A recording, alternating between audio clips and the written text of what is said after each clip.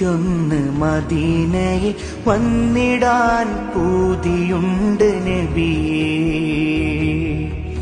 മനസ്സൊന്ന് റൗളയിൽ ചേർത്തിടാൻ കൊതിയുണ്ട് നിധിയേ.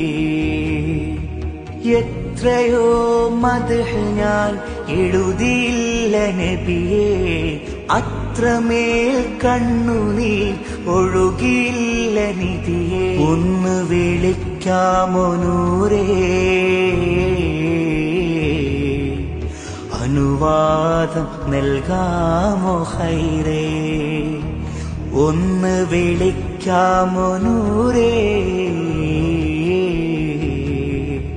അനുവാദം നൽകാമോ ഖൈറേ. ഓ